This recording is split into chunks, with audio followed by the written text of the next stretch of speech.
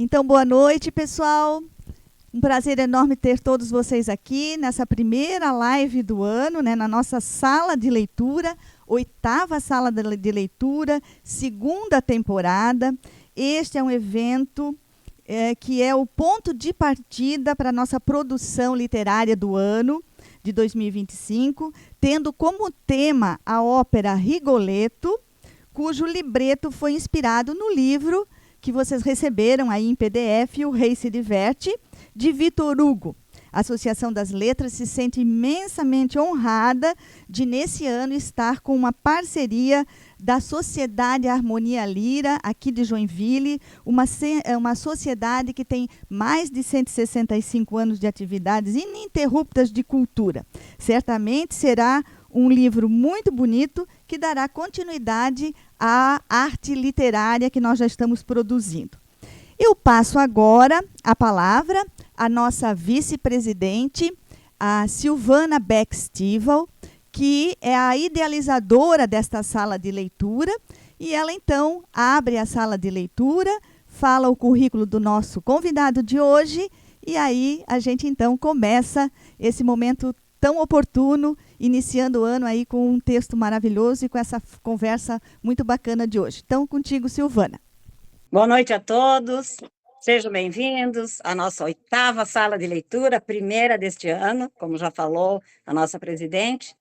Este é um espaço dedicado à imaginação e ao prazer da leitura, e aqui cada página virada é uma nova descoberta, e cada livro aberto é uma porta para diferentes mundos. E para iniciarmos nossa primeira sala de leitura, abrimos páginas para a discussão da obra de Victor Hugo, O Rei se Diverte, obra de vital importância para a nossa antologia, que dará continuidade à série Arte Literária. Nesta obra, Victor Hugo nos transporta para a corte de Rei Francisco I da França, onde poder, frivolidade e destino se entrelaçam em uma trama intensa e trágica. A peça que inspirou a famosa ópera Rigoletto, de Verdi, desafia convenções e expõe as contradições da nobreza, revelando vulnerabilidade por trás da máscara do riso. Ao mergulharmos nessa história, somos convidados a refletir sobre o abuso do poder, a moralidade e as consequências das ações humanas. Que este ambiente seja um refúgio para mentes curiosas, corações apaixonados pela literatura. Apresentamos, nesse momento, o nosso mediador, Dr. Álvaro Calduro, presidente da Sociedade Harmonia Lira, de Joinville. E após a explanação do nosso convidado, abriremos para falas curtas e perguntas. Sintam-se à vontade para explorar, aprender e se inspirar. Álvaro Calduro de Oliveira. Nasceu em Porto Alegre, mudou-se para Joinville em 1980. Cursou a Faculdade de Direito de Joinville. Fundou o escritório de advocacia, que hoje se denomina Calduro, Morínigo e Hoffmann, especializado em direito empresarial e de família. A partir de 2008, inicia atividade no ramo de construção civil. A par de suas atividades profissionais, sempre atuou com uma visão social, dedicando parte do seu tempo ao trabalho voluntário. Foi também membro do Rotary Club Joinville Norte, do Conselho do Joinville Yacht Club, membro do CONDE, Conselho Municipal dos Direitos da Pessoa com Deficiência, e do Tribunal de Disciplina da OAB, Santa Catarina. Desde 2005 é membro ativo da loja maçônica Humanitas. Atualmente exerce o 3º mandato no Conselho da cidade de Joinville, representando a OAB, responsável pela revisão e discussão de todas as matérias urbanísticas. É conselheiro consultivo da Escola do Teatro Bolshoi do Brasil, atividades culturais. Da Escola do Teatro Bolshoi do Brasil. E agora vamos às atividades culturais e reconhecimentos.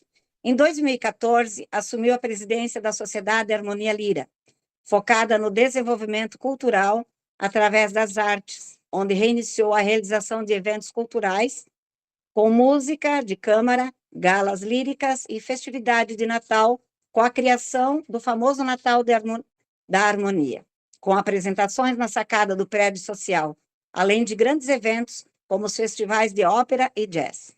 Recebeu em 2016 a medalha de mérito Carlos Adalto Vieira, da Academia Joinvilense de Letras. Recebeu premiação do mérito logista em 2017, por sua atuação como advogado na defesa dos interesses da classe varejista. Em 2018, foi condecorado com o título de cidadão honorário de Joinville, como forma de reconhecimento público dos serviços prestados ao município de Joinville. No ano de 2023, recebeu o diploma de amigo do batalhão pela 62º Batalhão de Infantaria. Em 2024, tornou-se membro honorário da Academia Joinvilense de Letras. A palavra é sua, doutor Álvaro. Quero, primeiramente, cumprimentar a Bernadette e parabenizar pelo trabalho, assim como a Silvana, também mentora e criadora desse evento, né?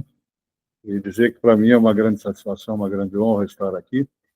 E espero não decepcioná-los muito, porque eu não sou exatamente um intelectual. Eu sou apenas um apreciador de arte. Mas, antes de começar, eu também queria cumprimentar meu colega de profissão, o Reinaldo Correia, com quem a gente, às vezes, se esbarra aí pelo fórum, né? O meu confrade da academia, Wilton Gorensen, também aqui nos prestigia, e a minha querida amiga Tina, com quem eu já tive a satisfação de dividir vários trabalhos, né, Tina, em alguns anos aí da nossa história. Muito bem. A Bernadette me propôs aí um desafio de falar um pouco sobre a obra do Victor Hugo, né, O Rei se Diverte, e a sua correlação com a obra do Giuseppe Verdi, que é a ópera Rigoletto, né, que foi baseada inteiramente na obra do Victor Hugo. Mas antes de eu entrar propriamente nesse tema, eu queria fazer uma observação, porque são artes diferentes, né? A literatura é uma arte, o teatro e a música é uma arte diferente. Então, a gente classifica uma como artes autográficas, são a literatura, a pintura, né? São artes autográficas, né? Não autobiográficas, autográficas. E essa é um tipo de arte onde o autor se comunica com o espectador, o receptor, de forma direta, né? Não depende de intérprete. Eu posso ler um livro, bastando ser alfabetizado, e eu vou compreender a obra da forma como eu conseguir interpretá-la, né? Diretamente na relação com o autor. Da mesma forma, quando eu aprecio um quadro, né? O pintor fez a obra, eu paro na frente do quadro, eu posso achar bonito, feio, mas, enfim, eu não preciso de ninguém para olhar para o quadro. Já as obras, a arte de característica alográfica, elas dependem de um intermediário. Então, uma música precisa de um cantor ou de um instrumentista. Um teatro, né, precisa de um ator. Assim como na ópera é uma obra mais complexa, ela precisa de um ator-cantor. Então, as coisas vão ficando cada vez mais complicadas. E, nas obras alográficas, o desempenho deste intérprete, ele pode destruir ou construir, né, a obra, né, fazer com que ela cresça muito ou que ela desapareça. Então, há sempre uma preocupação muito grande dos autores de músicas e de ópera, enfim, com a escolha daqueles que vão representá-la, porque isso pode ser absolutamente determinante para o sucesso ou o fracasso da obra. Eu fiz essa pequena introdução sobre obras autográficas e alográficas, porque lá no final a gente, na comparação da obra do Victor Hugo e da obra do Verdi, cujo o enredo, enfim, a história é exatamente a mesma, a gente vai ver um desenvolvimento muito diferente de uma e de outra. Como já disse a nossa colega Silvana, a obra ela é uma história sobre corrupção, sobre abuso de poder, abuso sexual, né, de uma corte depravada com um soberano devasso, né, tanto numa história como noutra, né, onde não existe propriamente justiça, ou pelo menos se existe justiça, essa justiça não alcança essas pessoas que compõem o grupo de privilegiados, né? Aí a gente já começa, quem sabe, a estabelecer comparações até com a nossa história atual, né, que estamos vivendo nesse momento, né? O rei, no caso da obra do Victor Hugo, ou o duque, no caso da ópera, é um personagem bastante linear, né? Ele é sempre devasso, ele é sempre mau, né? Ele não tem momentos de bondade, ele não tem momentos enfim, de bom caráter, né? O Rigoletto oscila, né?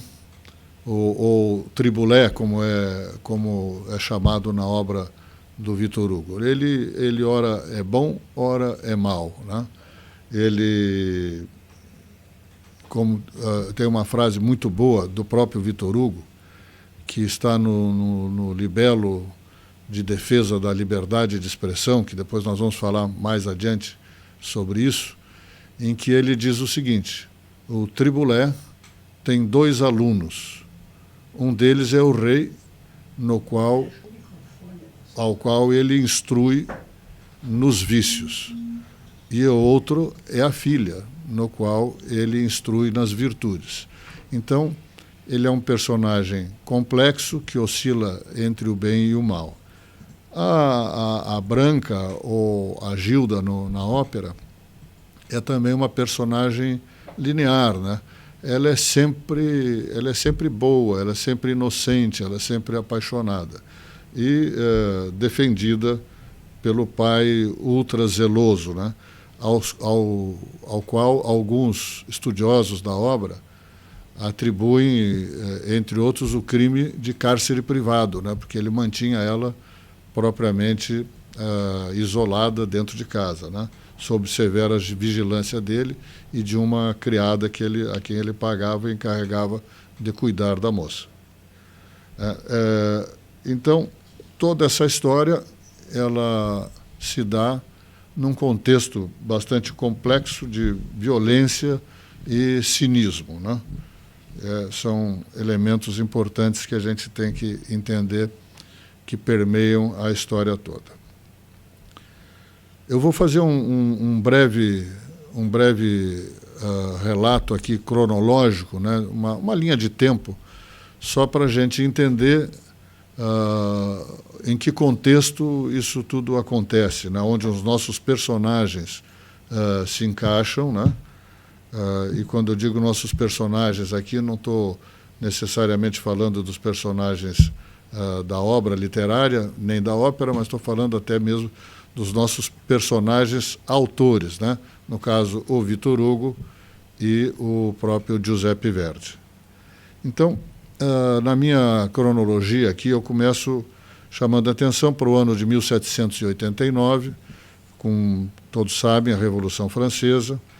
Ela tem, a partir desse momento, um segundo período, né, que começa em 1792, com a formalização da chamada Primeira República e a ascensão ao poder dos jacobinos, né, que é um grupo radical, e isso vai até 1794, mas marca profundamente a história da França, né, naquele período, e até hoje repercute de alguma maneira, porque jacobinos temos aí em todos os lugares, em todos os momentos da nossa história, né? A gente está sempre vendo pessoas com esse perfil. isso vai até que em 1799, eu estou pulando algumas datas porque não é tão rigoroso, mas para a gente entender, o Napoleão Bonaparte assume a República, né? E ele vai nessa condição de presidente até 1804, quando ele se auto-intitula de imperador da França.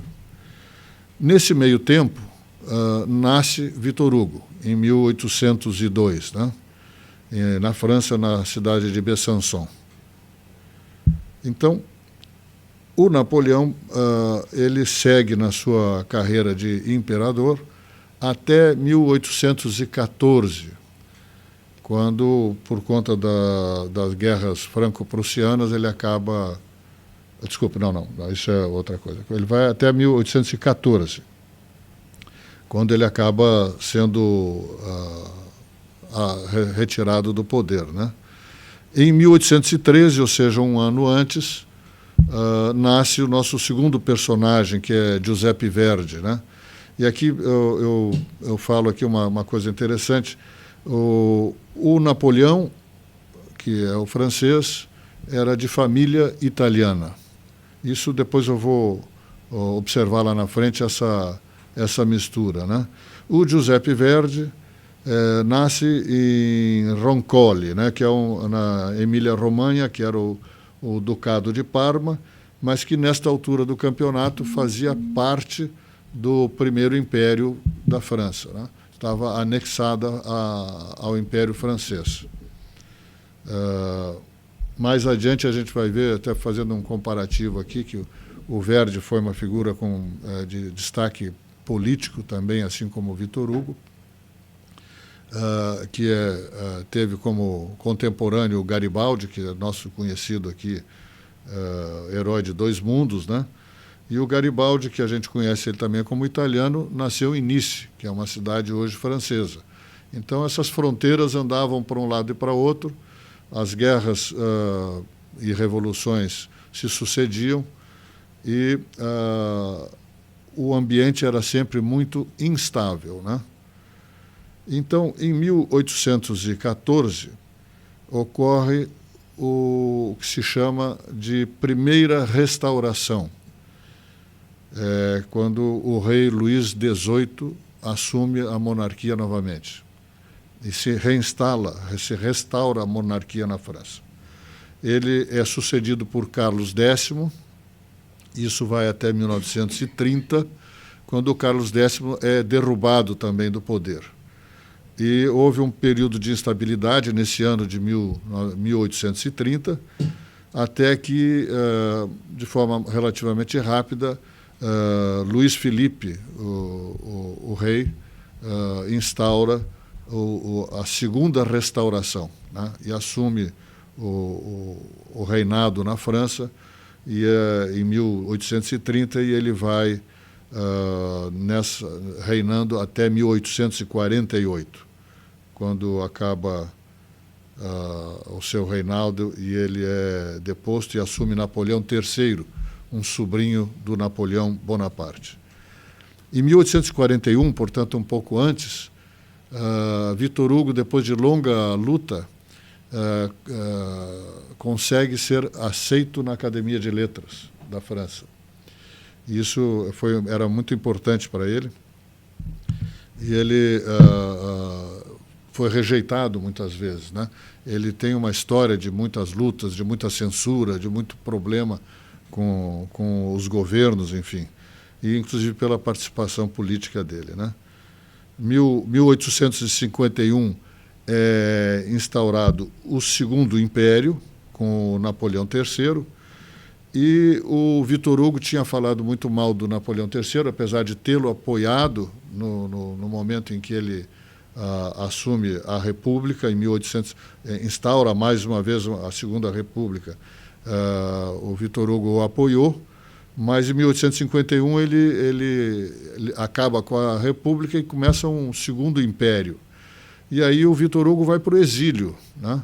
Vai para a Bélgica, depois vai para Jersey, que é uma ilha inglesa, enfim.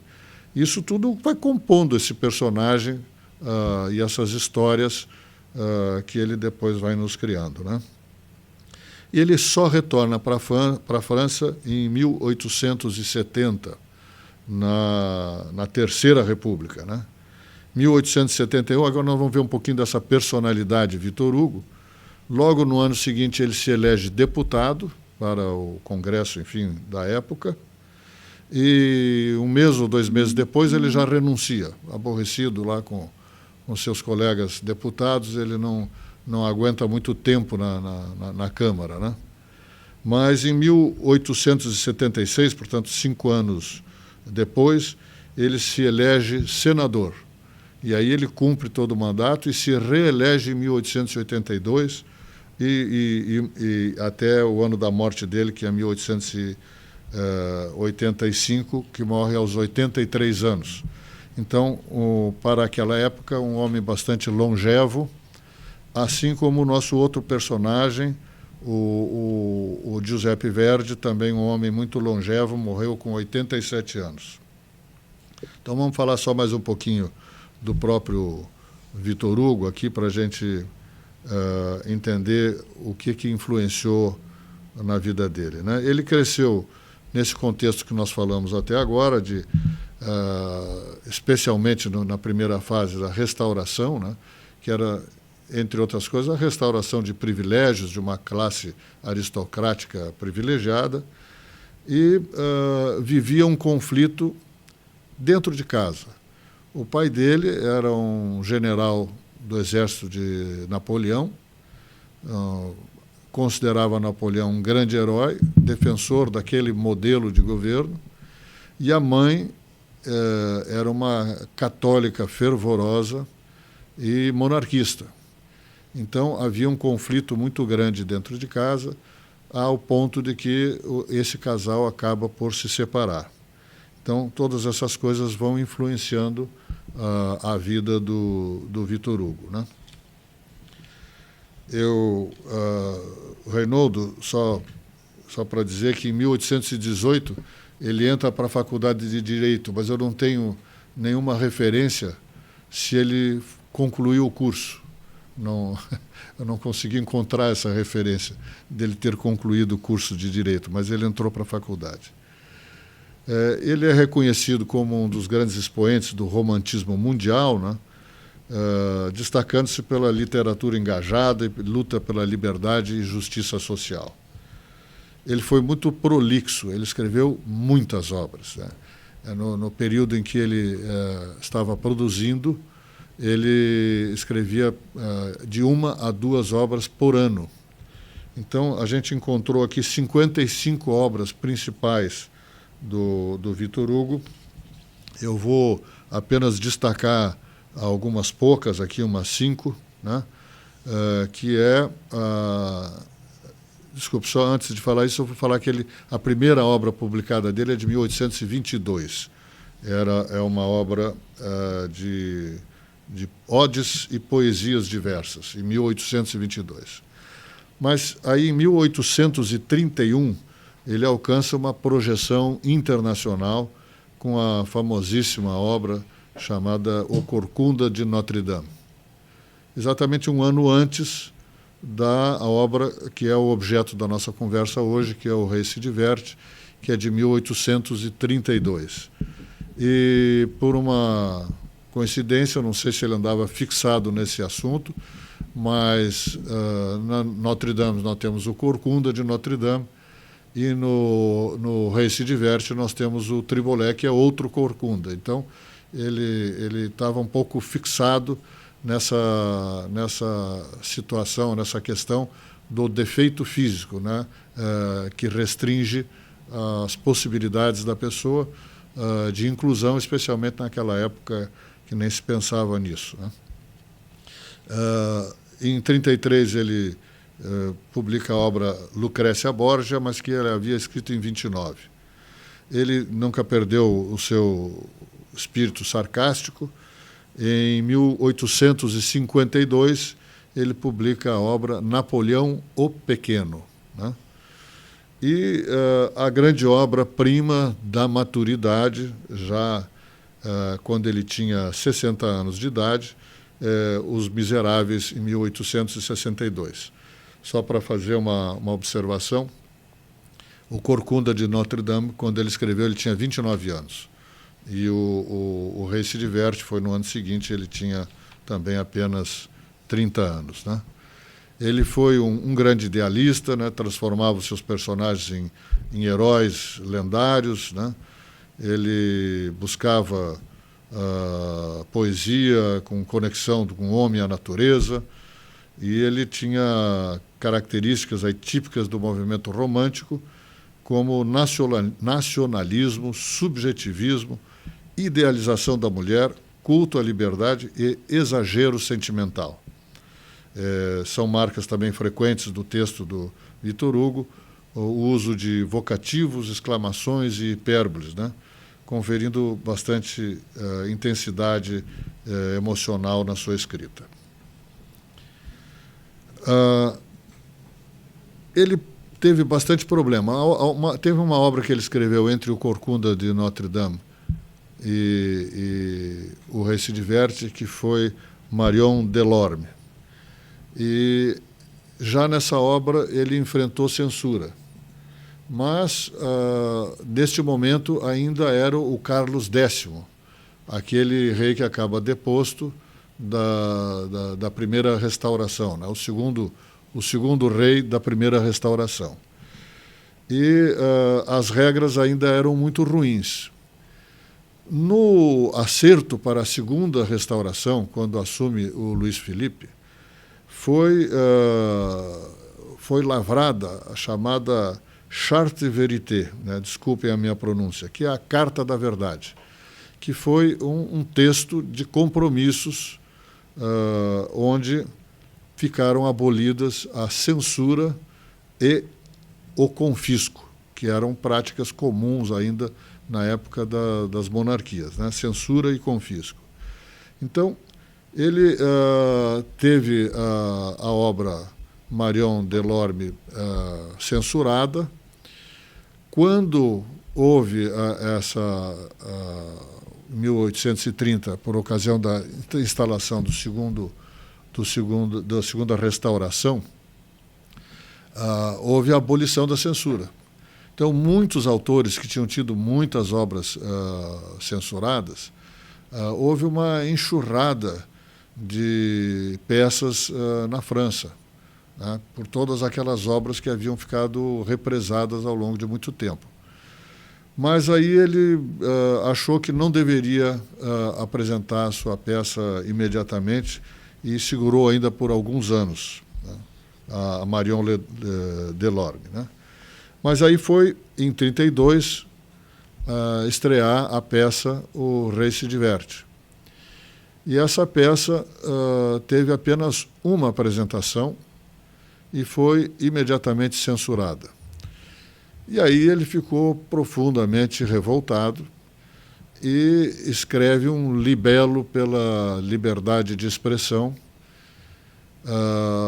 entra com uma ação judicial para buscar a liberação da peça, perde essa ação judicial e ainda tem que, como os advogados aqui presentes sabem, sucumbir, né, e ter que pagar os custos de o advogado da parte contrária. Esse libelo eu tenho aqui escaneado, eu vou deixar depois aqui com a Bernadette para ela poder compartilhar. Não sei se alguns de vocês já teve acesso, mas é uma peça muito bonita, de uma defesa que ele faz da sua peça e de por que ela não poderia ser censurada, né? A segunda apresentação dessa peça, O Rei se diverte, ela só acontece 50 anos depois, em 1882, e aí naquele ano ela teve 19 apresentações e no ano seguinte mais 28 apresentações. Há uma ironia nesse processo todo, que a ópera O Rigoletto foi apresentada diversas vezes em Paris no período em que O Rei se diverte estava censurado, mas o Rigoletto passava. Então é uma coisa meio irônica, em que pese os textos serem os mesmos, né? Mas até sobre o Rigoletto, questão da censura, é preciso dizer que também enfrentou censura. O Rigoletto estreou em Veneza, no Teatro La Fenice, em 1851. E no dia 11 de março de 1851, eu sempre faço essa referência, porque aqueles que são de Joinville sabem que a nossa cidade foi fundada no dia 9 de março de 1851. Então, tem 2 dias de diferença. Então, o que aconteceu? Os censores lá dos Doges, em Veneza, censuraram a ópera o Rigoletto.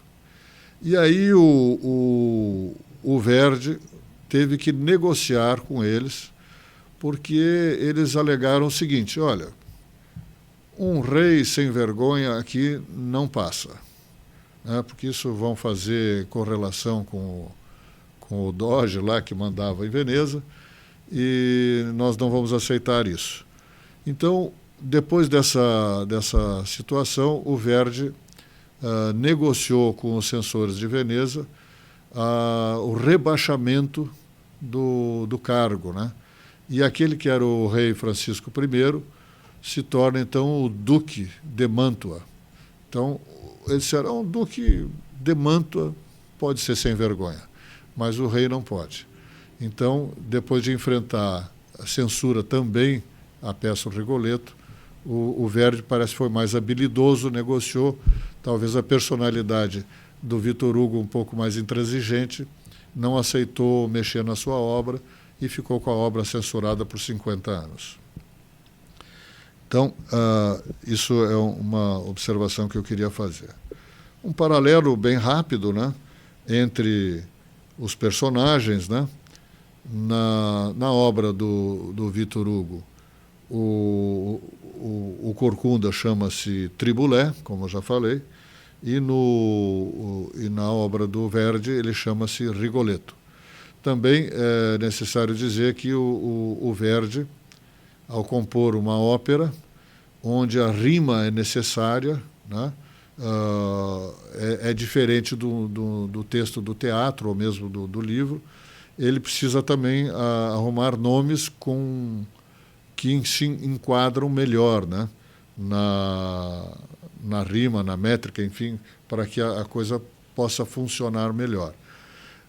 Eu me esqueci de dizer que essa transposição, essa transliteração da obra do Victor Hugo para a ópera, ela é feita também com a colaboração de Francesco Piave, que é o libretista, né, que é quem pega a obra e transforma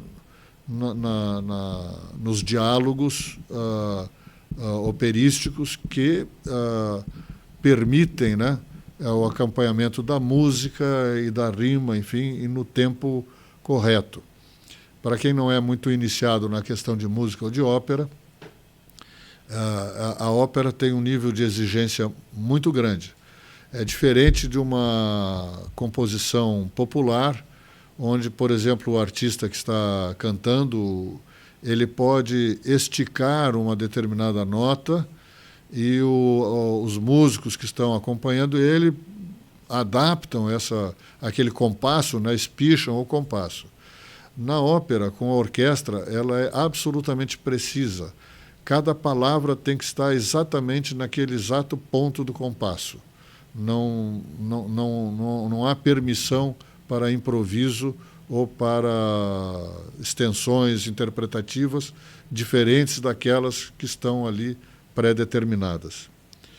Então, enfim, o Rigoletto, o Triboulet, né, é o bobo da corte, deformado, cínico, revoltado. Ele é bastante cético e sente uma revolta muito grande pela sua situação física, que não lhe permite exercer outras atividades, mas ele acaba, em certos momentos, desenvolvendo um lado místico, né? Pensamentos mágicos, quando ele é amaldiçoado pelo aqui na ópera chama-se O Conde de Monterone, e no livro é o Messier de Saint-Vallier. Ele, que é um pai também cuja filha foi abusada pelo o rei ou o duque, enfim, e esse pai vai reclamar do rei ou duque. O bobo se interpõe e o ridiculariza na frente de toda a corte, inclusive na presença da moça ainda vestida com roupa, enfim, uma camisola suja de sangue, enfim. E esse pai, que já era da nobreza, mas era um senhor já idoso, não tem como reagir nem contra o rei ou contra o duque. O que lhe resta é fazer uma maldição. Ele amaldiçoa o bobo e depois acaba ainda preso, né, por ter, enfim, perturbado a corte, né? E o bobo, que não acreditava em nada, se impressiona demasiadamente com essa maldição, né? O rei Francisco, no Hugo, ou o Duque de Mantua, no Verdi, né, simboliza a depravação, o abuso do poder da aristocracia. E, para os tempos modernos, não é o abuso apenas da aristocracia, mas é o abuso daqueles que detêm o poder, né, de uma forma ou de outra, né? Que há assim, uma tendência para aqueles que detêm muito poder de se embriagarem com o poder e passarem dos seus limites. A Branca, no caso do Hugo, ou Gilda, no caso do Verdi, que é a filha, né, filha do bobo, ela é inocente, protegida, enfim. E apesar de todas as circunstâncias que depois ela enxerga, porque o pai lhe mostra a sem-vergonhice do rei, enfim, do duque, ela ainda assim continua iludida e apaixonada por ele, e ao final isso acaba construindo a tragédia, porque ela se interpõe no assassinato contratado pelo pai para que fosse, enfim, assassinado o rei ou o duque, e acaba ela morrendo, né, de acordo com o Rigoletto, cumprindo a maldição, né, que a filha do outro havia sido, enfim, prejudicada, e ele roga a maldição, e ela se cumpre com a morte da própria Branca, ou Gilda, que faz isso em sacrifício, né? Ela, acreditando salvar o duque ou ao próprio pai, ela se interpõe e acaba sendo ela esfaqueada. O Sparafutilho, o Saltabaldi, é o sicário, né? É o contratado para a morte, e acaba nessa confusão toda. Ele tem uma irmã chamada Madalena na ópera, ou Magelone no livro, e, enfim, são esses personagens principais, e tem toda a corte que compõe essa obra, né? Agora, eu vou voltar naquela situação lá que eu mencionei inicialmente, das obras em que depende de interpretação, né? E a gente vê o seguinte: independentemente da questão da censura, do tempo, o que seja, o fato é que o Rei se Diverte não é mais encenado, né? Há muitos anos, né? Quase 200 anos que não se encena mais o Rei se Diverte. No entanto, o acréscimo nessa história, nesse teatro, nessa interpretação, o acréscimo da música, né? Da emoção da música, faz com que a obra cresça de tal maneira que, passados aí 193 anos, a obra, de alguma forma, no formato de ópera, continue sendo encenada muitas vezes, todos os anos, no mundo inteiro. Então, a importância que a gente tem desse complemento, né, Bernadette? Não sei como eu poderia dizer, mas nessa turbinada, né, que uma obra literária recebe ao se transformar numa obra artística como a ópera, né? Ou mesmo de poemas musicados, né? Que é comum a gente ver alguns poemas de grandes autores que são muito pouco lidos, muito pouco conhecidos do público em geral, mas alcançam uma dimensão inimaginável quando se transformam em música ou em ópera, enfim, crescem de forma exponencial. Então, eram essas as minhas primeiras considerações aqui. Eu fico agora à disposição aí para responder, se for o caso, aí algum questionamento. Eu quero agradecer ao doutor Álvaro aí pela explanação, por essa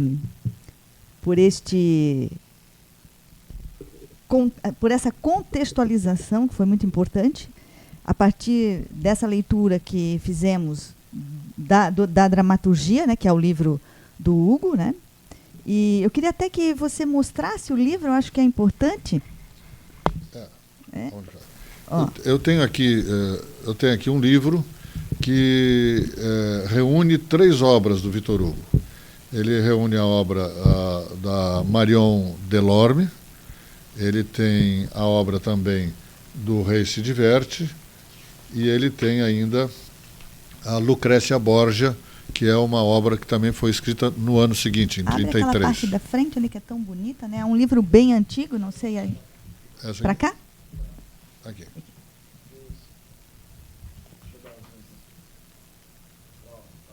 Estão vendo aí que bonito o livro? É um livro bem antigo. Do início do século aqui, né? Uma edição muito antiga, mas já em português do Brasil. Isso. Nós recebemos lá início do século passado. O PDF que nós temos é uma tradução para o português de Portugal. Desculpa. Nesse livro tem o libelo pela liberdade de expressão e tem também o julgamento da ação que ele moveu contra a censura. E ali tem a defesa que ele contratou um advogado que fez uma defesa, mas ele próprio também foi ao tribunal fazer uma defesa.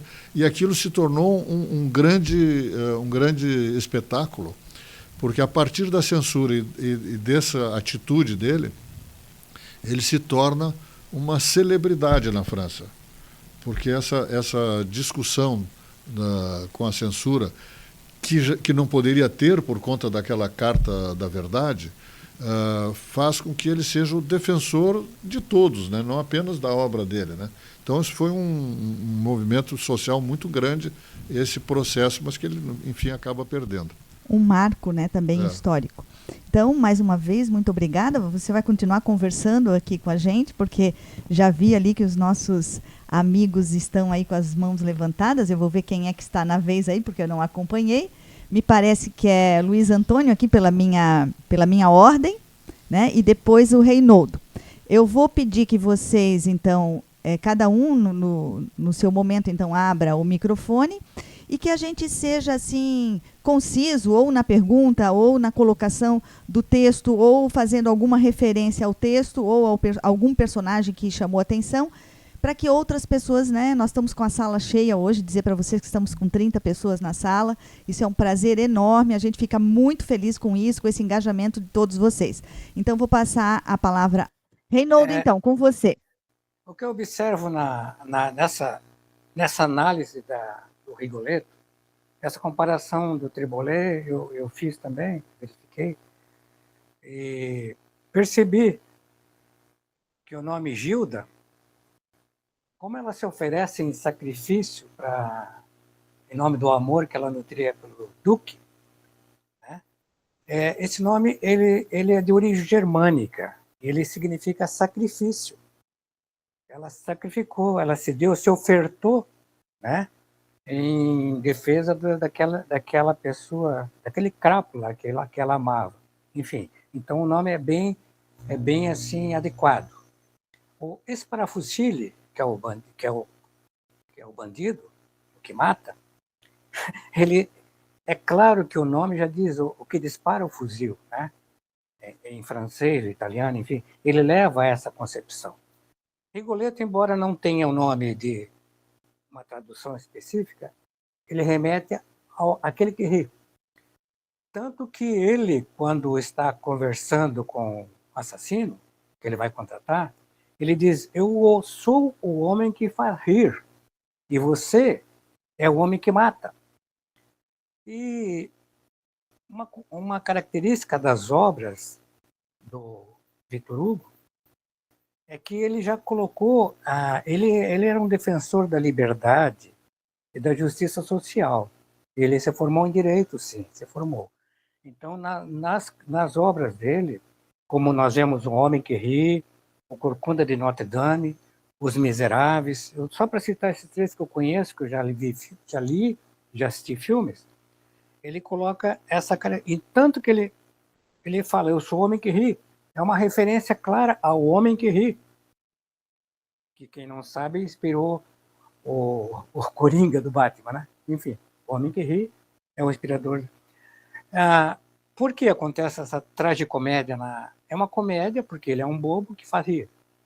E a consequência trágica é que, por ele fazer rir, ele tinha acesso à corte, entrava, saía, debochava, porque era a diversão da época, de ver os bobos fazerem rir. Eles tinham quase um status, eles eram protegidos, tinham um status de proteção que o rei ou o duque davam a eles. Então ele podia debochar, como ele de fato debochava, e ele debochou com a pessoa errada, que foi aquela pessoa que lançou a maldição dele, né? E depois, como o doutor aqui falou, doutor Alva, claro que naquela época não havia essa questão de cárcere privado, porque os ricos podiam fazer isso, né? Podiam ter masmorras e matar, eles tinham poder de vida e morte sobre os súditos. A palavra súdito já diz os que estão subditos, né? Abaixo. E não tinha essa consequência. Então, que ele deixava a filha com excesso de proteção, um excesso de proteção paterna. E aí, quando ela saiu, que ela viu o duque ir lá, ela se apaixonou por ele. Ele era um homem bonito, de acordo com o que a gente vê nos filmes. Imagina que seja, porque para ser galanteador, ele tinha tudo de bom e de melhor. Podia ser um homem bem tratado, bem cuidado. Tá? Então, era isso que eu queria dizer. Tem muita característica pessoal do Victor Hugo, como eu citei há pouco, da proteção da justiça social. Tá? O que acontece, agora voltando um pouco à tragédia, é que a vingança que ele perpetrou contra o Duque acabou se virando contra ele. E o que aconteceu foi isso. Nós temos que perdoar. E ele não perdoou, sofreu por isso. Que passe bem. É isso que eu queria dizer sobre ele. Então eu passo a palavra agora para a Helenice. Eu li a obra 2 vezes, né? Achei incrível. E minha formação é literatura, cheguei até a fazer um mestrado, agora estou quase aposentada, e migrei um pouquinho de tudo que eu aprendi, de tudo que eu estudei para as leituras terapêuticas, e o meu objeto de estudo, eu vou dizer que são as mulheres. Então, eu vou trazer um pouco do meu texto, né, meu olhar para a jovem branca, né, ou Blanche, como está no livro. E agora, ouvindo vocês um pouco, né, eu tinha visto um pouco da Cosette e da Fantine, lá nos Miseráveis, né? São mulheres que também tiveram um histórico de vida com um social bem marcado. E acredito que o nome Blanche, ou Branca, como está o nome, O Rei se Diverte, parece assim, eu chamaria de um segmento da vida, de destino, ou uma ironia do destino. Porque a intenção do pai, né, o corcunda, o bobo, aquele que faz rir, outro que mata, o que se diverte, o que sofre. Então, sempre esse extremo, né, de um lado e de outro, e a Branca surge no meio, né? Para, ao mesmo tempo, encantadora, bonita, elegante, vamos chamar de protegida, vamos perceber, porque o pai a mantinha para que ela não caísse nas garras, né, de um grandíssimo predador, mas, enfim, que nem diz, ou maldição, ou destino, ou qualquer outra coisa que se tenha feito um olhar mais próximo, né, a gente vai entender que as condições de amor, né, talvez assim, aquela coisa da mulher que sonha com ou o seu príncipe, ou o seu amado, ou alguém que vai, né, lhe endeusar a vida, e Branca não fugiu a esse momento. Então, o trágico foi na entrega dela, vou dizer por amar demais, e quando o pai descobre, lhe revela quem é, nem assim, ela mesma por si descobre, ela está diante de um predador daquele do mais alto nível, né, vamos lá dizer, que talvez com ele não tenha outra chance de outra oportunidade, a não ser cair em suas garras mesmo, né? Então, a paixão para ela é aquela avalaçadora, destruidora, de entrega, de submissão, de não ter opção de vida. E acredito que, vamos dizer assim, a entrega dela para a morte, porque ela não tinha como ela se ver livre dele pelo sentimento profundo, né, que a dominou, então ela foi ter liberdade na morte, no próprio punhal. E aí, aquela história, né, quem sabe assim ela se salva, porque ele se livra de um cativeiro e de um outro, eu não sei dizer, meu Deus, de umas garras fortes, né, também. Então, é um tipo de amor, meu Deus, de algumas mulheres, né, nas histórias, que floresce na partir do sacrifício do cotidiano, a renúncia do sonho, a aceitação de abuso, porque quem escapa de vamos dizer, um cativeiro de um pai, nas condições em que ela vivia, para se descobrir, né, uma presa de uma paixão, que nesse momento é o rei, e que não tem como mais ela se livrar dele. Então, até quando ela iria ser objeto de desejo dele, né, a própria obra não prevê como um grandíssimo idealizador que nós temos, né, que é o criador da obra. Então, nós temos um criador e uma criatura, assim, vamos dizer assim, né, de um fantástico poder de formar isso, de criar isso, tanto diante de um Victor Hugo que cria, né, criava todos esses personagens, essas histórias, como de uma própria personagem feminina, como sempre ele idealizou suas mulheres nas obras.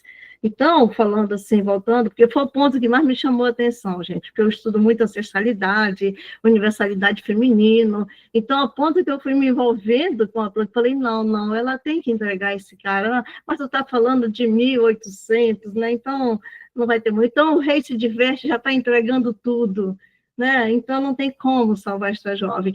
E eu me segurei para não passar para o fim, e fui lendo, e torcendo para ter alguma coisa, mas não teve jeito, Dona Branca mesmo se foi, na ponta de um punhal, e que atirou, né, do convívio do pai, quando o pai se depara com o que ele projetou, vamos trazer a maldição agora para fechar esse momento de crueldade da vida, né? Um corcunda que é bobo, que tenta proteger sua filha de um desígnio maior, de outras situações bem presentificada por ele, ali, né, que ele se depara com vários galanteios, deboches, abusos, e tudo que a gente pode ver que está mesmo, vamos dizer assim, refletido, né, a partir de um título. Uma criatividade imensamente, eu não sei, gente, assim, né, envolvente, criativa, incrível o texto. Então, muitas mulheres morrem ainda por esse amor, defendem esses amores nocivos, né, como a gente chama hoje, tóxico, sabendo de toda uma situação verdadeira, cruel, não tem como se fazer de outro jeito, se tornar de outra forma, e por que é assim, como se faz isso? Talvez porque o amor, na forma mais pura, a gente pode dizer que ele é irracional, mas também visceral. Então, tá aí, nós temos a Branca, que é representante, aquela, né, figura presente desse momento dessa obra. É isso, gente. Obrigada, viu? Vou agradecer as contribuições aí riquíssimas da Helenice e do Reinoldo, que efetivamente aí contribuem muito para esclarecer a obra, né? eu tomei o cuidado apenas de seguir uma orientação aqui também da Bernadette, que foi no sentido de não fazer resenha da obra, né? Tentar apenas contextualizar para colocar o autor, a obra, dentro do momento histórico, social em que ela se encontrava. Então, mas eu só tenho que agradecer as contribuições que foram dadas até aqui. Dulce, você levantou a mão? Sim. Palavra sua então, Dulce. Obrigada pela presença. Obrigada, Bernadette, obrigada a todos. Principalmente, parabéns ao doutor Álvaro, obrigado pelas suas contribuições. Aprendi muito com essa explanação, porque ler a obra e agora ouvir falar da obra, principalmente do contexto histórico a qual ela foi escrita, comparando com a ópera Rigoletto, então isso deixou muito claro, assim, foi muito bacana.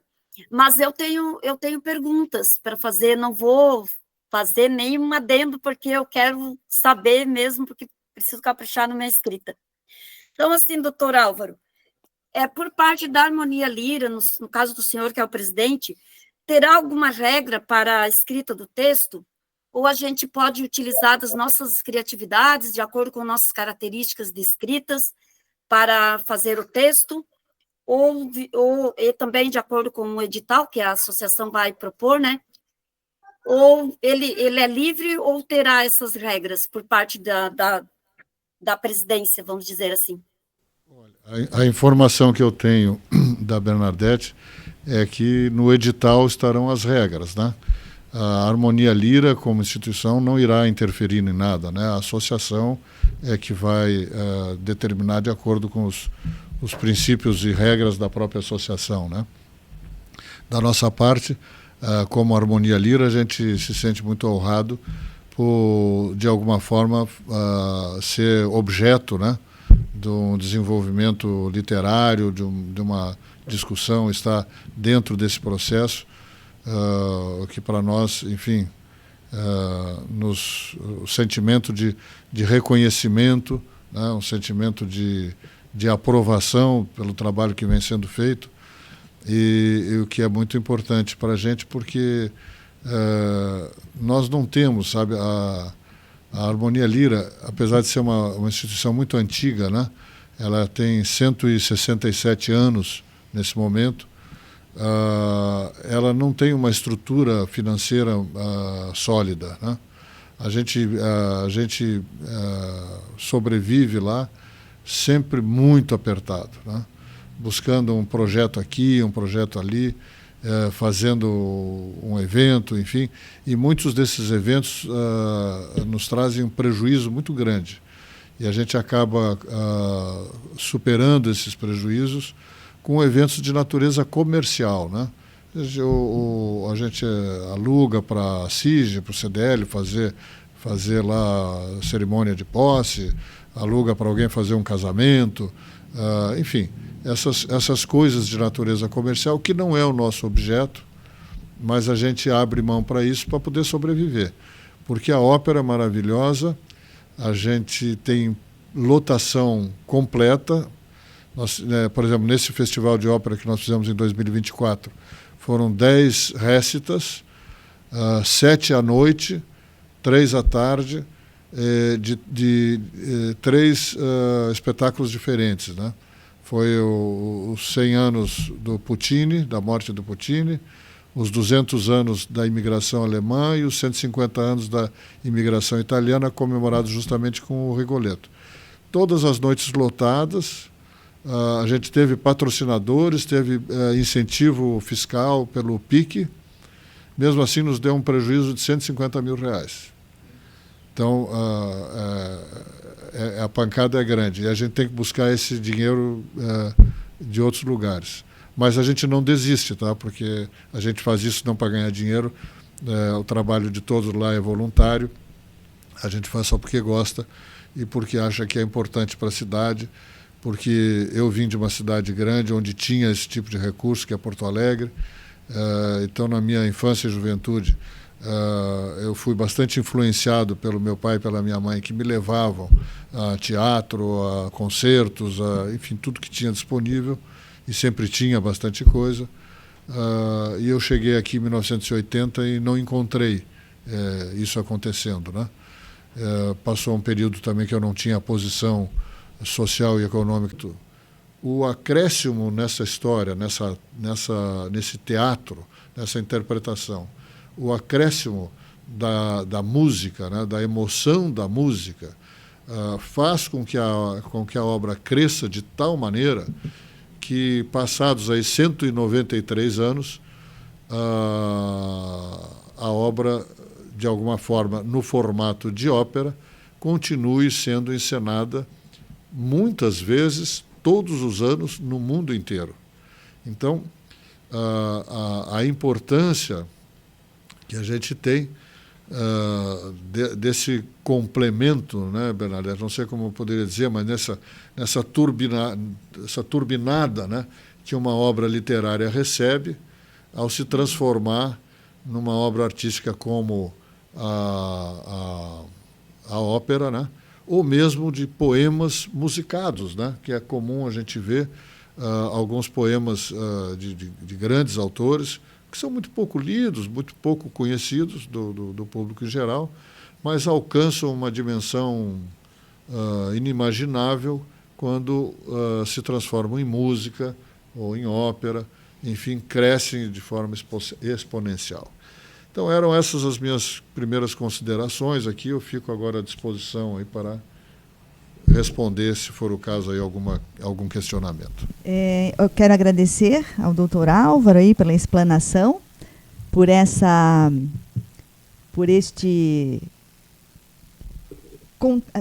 contextualização, que foi muito importante, a partir dessa leitura que fizemos da dramaturgia, né, que é o livro do Hugo, né? E eu queria até que você mostrasse o livro, eu acho que é importante.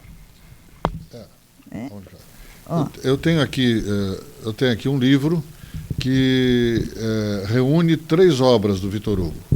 Ele reúne a obra da Marion Delorme, ele tem a obra também do Rei se Diverte, e ele tem ainda a Lucrécia Borgia, que é uma obra que também foi escrita no ano seguinte, em 33. Aquela parte da frente ali que é tão bonita, né? É um livro bem antigo, não sei aí. Para cá? Aqui.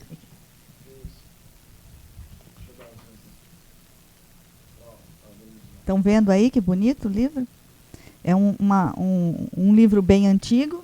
Do início do século aqui, né? Uma edição muito antiga, mas já em português do Brasil. Isso. Nós recebemos lá início do século passado. O PDF que nós temos é uma tradução para o português de Portugal. Me desculpa. Nesse livro tem o libelo pela liberdade de expressão, e tem também o julgamento da ação que ele moveu contra a censura. E ali tem a defesa que ele contratou um advogado que fez uma defesa, mas ele próprio também foi ao tribunal fazer uma defesa. E aquilo se tornou um grande espetáculo, porque a partir da censura e dessa atitude dele, ele se torna uma celebridade na França. Porque essa discussão com a censura, que não poderia ter por conta daquela Carta da Verdade, faz com que ele seja o defensor de todos, né? Não apenas da obra dele, né? Então, isso foi um movimento social muito grande, esse processo, mas que ele, enfim, acaba perdendo. Um marco, né, também histórico. Então, mais uma vez, muito obrigada. Você vai continuar conversando aqui com a gente, porque já vi ali que os nossos amigos estão aí com as mãos levantadas. Eu vou ver quem é que está na vez aí, porque eu não acompanhei. Me parece que é Luiz Antônio aqui pela minha ordem, né? E depois o Reinaldo. Eu vou pedir que vocês, então, cada um no seu momento, então, abra o microfone e que a gente seja, assim, conciso, ou na pergunta, ou na colocação do texto, ou fazendo alguma referência ao texto, ou algum personagem que chamou atenção, para que outras pessoas, né, nós estamos com a sala cheia hoje, dizer para vocês que estamos com 30 pessoas na sala, isso é um prazer enorme, a gente fica muito feliz com isso, com esse engajamento de todos vocês. Então, vou passar a palavra Reinaldo, então, com você. O que eu observo nessa análise do Rigoletto, essa comparação do Triboulet, eu fiz também, verifiquei, e percebi que o nome Gilda, como ela se oferece em sacrifício em nome do amor que ela nutria pelo Duque, né? Esse nome ele é de origem germânica, ele significa sacrifício. Ela se sacrificou, ela se ofertou, né, em defesa daquela pessoa, daquele crápula que ela amava. Enfim, então o nome é bem assim adequado. O esparafusile, que é o bandido, o que mata, ele é claro que o nome já diz o que dispara o fuzil, né? Em francês, italiano, enfim, ele leva a essa concepção. Rigoletto, embora não tenha o nome de uma tradução específica, ele remete àquele que ri. Tanto que ele, quando está conversando com o assassino, que ele vai contratar, ele diz: eu sou o homem que faz rir, e você é o homem que mata. E uma característica das obras do Victor Hugo é que ele já colocou, ele era um defensor da liberdade e da justiça social. Ele se formou em direito, sim, se formou. Então, nas obras dele, como nós vemos O Homem que Ri, O Corcunda de Notre Dame, Os Miseráveis, só para citar esses três que eu conheço, que eu já assisti filmes, ele coloca essa cara, e tanto que ele fala: eu sou o homem que ri. É uma referência clara ao Homem que Ri, que quem não sabe inspirou o Coringa do Batman, né? Enfim, O Homem que Ri é o inspirador. Por que acontece essa tragicomédia? É uma comédia porque ele é um bobo que faz rir. E a consequência trágica é que, por ele fazer rir, ele tinha acesso à corte, entrava, saía, debochava, porque era a diversão da época, de ver os bobos fazerem rir. Eles tinham quase um status, eles eram protegidos, tinham um status de proteção que o rei ou o duque davam a eles. Então ele podia debochar, como ele de fato debochava, e ele debochou com a pessoa errada, que foi aquela pessoa que lançou a maldição dele, né? E depois, como o doutor aqui falou, doutor Alva, claro que naquela época não havia essa questão de cárcere privado, porque os ricos podiam fazer isso, né? Podiam ter masmorras e matar, eles tinham poder de vida e morte sobre os súditos. A palavra súdito já diz, os que estão subditos, né? Estão abaixo. E não tinha essa consequência. Então, que ele deixava a filha com excesso de proteção, um excesso de proteção paterna. E aí, quando ela saiu, que ela viu o Duque ir lá, ela se apaixonou por ele. Ele era um homem bonito, de acordo com o que a gente vê nos filmes. Imagina que seja, porque para ser galanteador, ele tinha tudo de bom e de melhor. Podia ser um homem bem tratado, bem cuidado. Tá? Então, era isso que eu queria dizer. Tem muita característica pessoal do Victor Hugo, como eu citei há pouco, da proteção da justiça social, tá? O que acontece, agora voltando um pouco à tragédia, é que a vingança que ele perpetrou contra o Duque acabou se virando contra ele. E o que aconteceu foi isso. Nós temos que perdoar. E ele não perdoou, sofreu por isso. Que passe bem. É isso que eu queria dizer sobre ele. Então eu passo a palavra agora para a Helenice. Eu li a obra 2 vezes, né? Achei incrível. E minha formação é literatura, cheguei até a fazer um mestrado, agora estou quase aposentada, e migrei um pouquinho de tudo que eu aprendi, de tudo que eu estudei para as leituras terapêuticas, e o meu objeto de estudo, eu vou dizer que são as mulheres. Então, eu vou trazer um pouco do meu texto, né, meu olhar para a jovem branca, né, ou Blanche, como está no livro. E agora, ouvindo vocês um pouco, né, eu tinha visto um pouco da Cosette e da Fantine, lá nos Miseráveis, né? São mulheres que também tiveram um histórico de vida com um social bem marcado.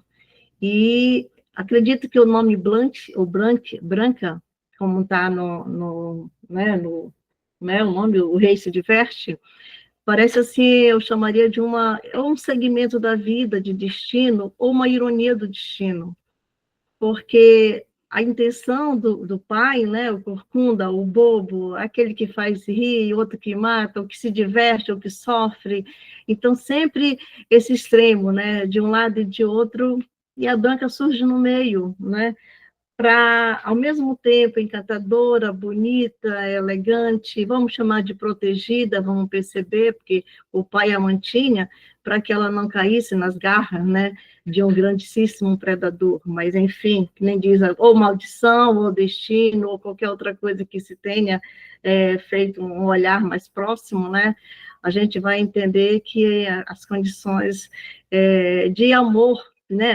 Talvez assim, aquela coisa da mulher que sonha com ou o seu príncipe, ou o seu amado, ou alguém que vai, né, lhe endeusar a vida, e Branca não fugiu a esse momento.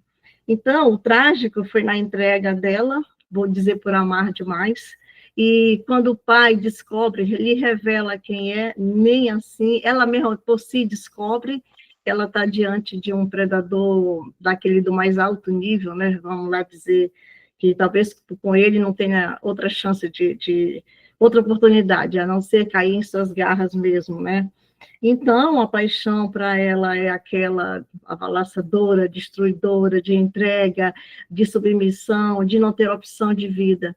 E acredito que, vamos dizer assim, a entrega dela para a morte, porque ela não tinha como ela se ver livre dele pelo sentimento profundo, né, que a dominou, então ela foi ter liberdade na morte, no próprio punhal. E aí, aquela história, né, quem sabe assim ela se salva, que ele se livra de um cativeiro e de um outro, eu não sei dizer, meu Deus, de umas garras fortes, né, também.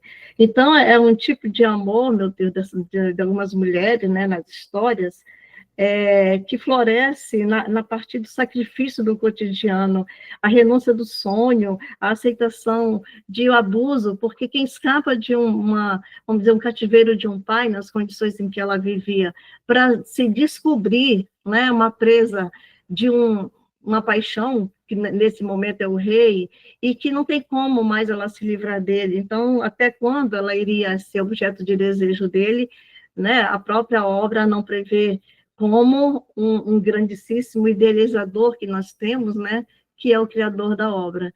Então, nós temos o criador e uma criatura, assim, vamos dizer assim, né, de um fantástico poder de formar isso, de criar isso, tanto diante de um Victor Hugo que criava todos esses personagens, essas histórias, como de uma própria personagem feminina, como sempre ele idealizou suas mulheres nas obras. Então, falando assim, voltando, porque foi o ponto que mais me chamou a atenção, gente, porque eu estudo muito ancestralidade, universalidade feminino, então, a ponto que eu fui me envolvendo com a planta, falei, não, ela tem que entregar esse cara, mas tu está falando de 1800, né, então, não vai ter muito. Então, o Rei se Diverte já está entregando tudo, né, então não tem como salvar esta jovem. E eu me segurei para não passar para o fim, e fui lendo, e torcendo para ter alguma coisa, mas não teve jeito, Dona Branca mesmo se foi, na ponta de um punhal, e que atirou, né, do convívio do pai, quando o pai se depara com o que ele projetou, vamos trazer a maldição agora para fechar esse momento de crueldade da vida, né?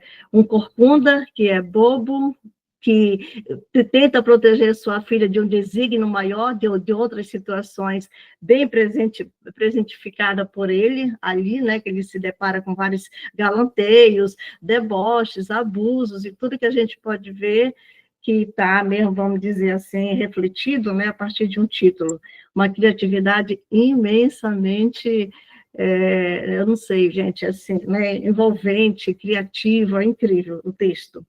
Então, muitas mulheres morrem ainda por esse amor, defendem esses amores nocivos, né, como a gente chama hoje, tóxico, sabendo de toda uma situação verdadeira, cruel, não tem como se fazer de outro jeito, se tornar de outra forma, e por que que é assim, como se faz isso? Talvez porque o amor, na forma mais pura, a gente pode dizer que ele é irracional, mas também visceral.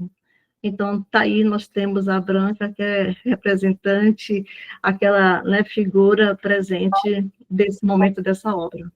É isso, gente. Obrigada, viu? Vou agradecer as contribuições aí riquíssimas da Helenice e do Reinoldo, que efetivamente aí contribuem muito para esclarecer a obra, né? Eu tomei o cuidado apenas de seguir uma orientação aqui também da Bernadette, que foi no sentido de não fazer resenha da obra, né? Tentar apenas contextualizar para colocar o autor, a obra, dentro do momento histórico, social em que ela se encontrava. Então, mas eu só tenho que agradecer as contribuições que foram dadas até aqui. Dulce, você levantou a mão? Sim. Palavra sua então, Dulce. Obrigada pela presença. Obrigada, Bernadette, obrigada a todos, principalmente parabéns ao doutor Álvaro, obrigado pelas suas contribuições, aprendi muito com essa explanação, porque ler a obra e agora ouvir falar da obra, principalmente do contexto histórico a qual ela foi escrita, comparando com a ópera Rigoletto, então isso deixou muito claro, assim, foi muito bacana. Mas eu tenho perguntas para fazer, não vou fazer nenhum adendo, porque eu quero saber mesmo, porque preciso caprichar na minha escrita. Então, assim, doutor Álvaro, por parte da Harmonia Lira, no caso do senhor, que é o presidente, terá alguma regra para a escrita do texto? Ou a gente pode utilizar das nossas criatividades, de acordo com nossas características de escritas, para fazer o texto? E também de acordo com o edital que a associação vai propor, né? Ou ele é livre ou terá essas regras por parte da presidência, vamos dizer assim? A informação que eu tenho da Bernadette é que no edital estarão as regras, né? A Harmonia Lira, como instituição, não irá interferir em nada, né? A associação é que vai determinar de acordo com os princípios e regras da própria associação, né? Da nossa parte, como Harmonia Lira, a gente se sente muito honrado por, de alguma forma, ser objeto, né, de um desenvolvimento literário, de uma discussão, estar dentro desse processo, que para nós, enfim, o sentimento de reconhecimento, né, um sentimento de aprovação pelo trabalho que vem sendo feito, e o que é muito importante para a gente, porque nós não temos, sabe, a Harmonia Lira, apesar de ser uma instituição muito antiga, né, ela tem 167 anos nesse momento, ela não tem uma estrutura financeira sólida, né? A gente sobrevive lá sempre muito apertado, né? Buscando um projeto aqui, um projeto ali, fazendo um evento, enfim, e muitos desses eventos nos trazem um prejuízo muito grande. E a gente acaba superando esses prejuízos com eventos de natureza comercial, né? A gente aluga para a CIG, para o CDL, fazer lá cerimônia de posse, aluga para alguém fazer um casamento, enfim, essas coisas de natureza comercial, que não é o nosso objeto, mas a gente abre mão para isso para poder sobreviver. Porque a ópera é maravilhosa, a gente tem lotação completa. Nós, por exemplo, nesse festival de ópera que nós fizemos em 2024, foram 10 récitas, 7 à noite, 3 à tarde, de 3 espetáculos diferentes, né? Foi os 100 anos do Puccini, da morte do Puccini, os 200 anos da imigração alemã e os 150 anos da imigração italiana, comemorados justamente com o Rigoletto. Todas as noites lotadas, A gente teve patrocinadores, teve incentivo fiscal pelo PIC, mesmo assim nos deu um prejuízo de R$150 mil. Então, a pancada é grande e a gente tem que buscar esse dinheiro de outros lugares. Mas a gente não desiste, tá? Porque a gente faz isso não para ganhar dinheiro, o trabalho de todos lá é voluntário, a gente faz só porque gosta e porque acha que é importante para a cidade, porque eu vim de uma cidade grande onde tinha esse tipo de recurso, que é Porto Alegre. Então, na minha infância e juventude, eu fui bastante influenciado pelo meu pai e pela minha mãe, que me levavam a teatro, a concertos, enfim, tudo que tinha disponível, e sempre tinha bastante coisa. E eu cheguei aqui em 1980 e não encontrei isso acontecendo, né? Passou um período também que eu não tinha a posição social e econômica que eu tenho hoje, que eu não pude fazer grande coisa, mas assim que eu pude reservar um tempo e enfim, até algum recurso para isso, eu passei efetivamente a fazer isso que eu acho que é importante. Então, é pelo gosto. Então, só esclarecendo também, complementando aqui a pergunta da Dulce, né? Esse é o nosso terceiro parceiro, né? No livro da série Arte Literária, nosso terceiro livro. O primeiro foi com o Instituto Juarez Machado, acho que a Eula também está aqui na sala com a gente, agradecer o Edson e a Eula pela parceria. O segundo livro foi o livro da Escola Bolshoi, agradecer o Dr. Valdir, Dr. Álvaro também, que faz parte do conselho da Escola Bolshoi. E esse terceiro livro agora, então, é essa homenagem que a Associação das Letras faz a esta sociedade quase bicentenária, né? Aqui de Joinville, porque entendemos esse esforço que o Dr. Álvaro acabou de falar, esse esforço hercúleo de se manter a cultura viva em Joinville. E nós entendemos também que a associação, nesse sentido, quando o Romualdo idealizou essas antologias, foi justamente desse entrelaçamento das artes, que também estava aqui na fala do Dr. Álvaro, no sentido de que, no caso da ópera do Verdi, com o texto do Vitor Hugo, não deixa de ser, vamos dizer assim, não querendo, botando a modéstia de lado, né? Também o que nós estamos fazendo hoje, né? O que nós estamos propondo fazer, juntar a ópera à literatura novamente, quase um papel inverso, né? Que aconteceu naquela ocasião onde o texto do Vitor Hugo se tornou uma ópera. Agora nós vamos enxergar a ópera, as fotos da ópera, a beleza também do artista fotógrafo, daquele momento mágico no palco, e transformar novamente em um novo texto criativo. E, obviamente, as entidades têm, né, as suas peculiaridades, e com o Bolshoi a gente teve um pouco mais de restrição em alguns sentidos, por conta também que o Bolshoi tem o seu compromisso junto à direção da Rússia e do coreógrafo, né, que nos cedeu utilizar as fotografias e a coreografia dele. Então, o doutor Álvaro quer falar alguma coisa? Eu só queria complementar a resposta para a Dulce na primeira pergunta. Ela perguntou se a harmonia líria iria se opor, enfim, ou criar qualquer tipo de determinação. Então, eu queria dizer o seguinte: eu me alinho totalmente com o Vitor Hugo, tá? Sou contra a censura. Por mim, cada um escreve aquilo que fluir aí da melhor forma, a gente convive e aceita. Muito bem. Então, estamos aí com uma obra que... deixa eu só ver aqui, gente, que acho que tinha gente querendo entrar. Não, mas está tudo certo. Estamos aí com uma obra, com a fala aí do doutor Álvaro, com a fala inicial da Silvana, da Helenice, do Reinaldo. Vamos já abrir novamente aqui para vocês, com uma obra em que nós podemos, de uma extensão enorme de situações, de contexto, de personagem, psicológico de personagem, enfim. E a partir do momento que vocês forem olhar as fotos, olhar o vídeo da ópera, olha, eu estou tão empolgada que eu vou dizer para vocês que acho que um texto vai ser pouco, vocês vão escrever mais de um texto.